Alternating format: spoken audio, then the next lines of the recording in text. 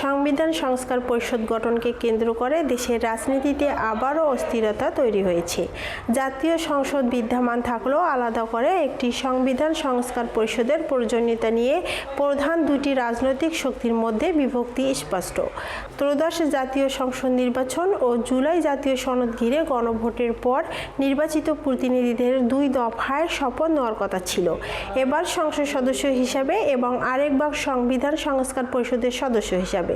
সংসদ সদস্যরা নিয়মিত আইন প্রণয়ন, প্রধানমন্ত্রী নির্বাচন ও রাষ্ট্রের পরিচালনার দায়িত্ব পালন করবেন।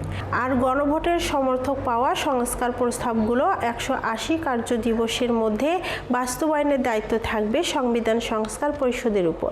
পরবর্তী সরকারের ব্যাখ্যায় বলা হয়, জুলাই গণ অভ্যুত্থানের পর রাষ্ট্র অবকাঠামোতে মৌলিক পরিবর্তনের প্রয়োজনীয়তা থেকেই পৃথক পরিষদের ধারণা এসেছে এবং বর্তমান সংবিধানের সীমাবদ্ধতার কারণে বড় ধরনের পরিবর্তন আনতে একই সদস্যদের দ্বৈত ভূমিকার কাজ করার প্রস্তাব দেওয়া হয়েছে।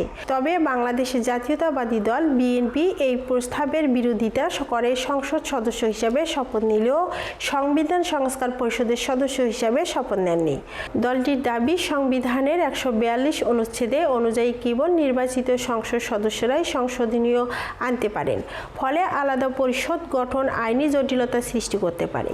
শুরুতেই বিএনপির অবস্থানের প্রতি সমর্থনসূচক বক্তব্য দিলেও শেষ পর্যন্ত ভিন্ন সিদ্ধান্ত নেয় বাংলাদেশের জামাতে ইসলামীর নেতৃত্বাধীন 11 দলীয় জোট। তারা জরুরি বৈঠকের পর সংসদ সদস্য ও সংবিধান সংস্কার পরিষদের সদস্য হিসেবে 2 শপথই গ্রহণ করে। এদিকে এনসিপি নেতা ও নারায়ণগঞ্জ 4 আসনের সংসদ সদস্য অ্যাডভোকেট আব্দুল্লাহ আল আমিন বিএনপির সমালোচনা করে বলেন, জনগণ জুলাইয়ের আকাঙ্ক্ষা বাস্তবায়নের ম্যান্ডেট দিয়েছেন বলে তারা দ্বৈত শপথ নিয়েছে। কিন্তু বিএনপি শুধু সরকার গঠনের শপথ নিয়ে গণরায় উপেক্ষা করেছেন। আইন বিশেষজ্ঞদের একাংশের আশঙ্কা, সংসদ ও সংবিধান সংস্কার পরিষদের সমান্তরাল কার্যক্রম ভবিষ্যতে আদালতে চ্যালেঞ্জের মুখে পড়তে পারে। যদিও জামাত ও এনসিপি নেতাদের দাবি, একই সদস্যরা 2 ভূমিকায় থাকায় সাংবিধানিক সংকট তৈরি হবে না।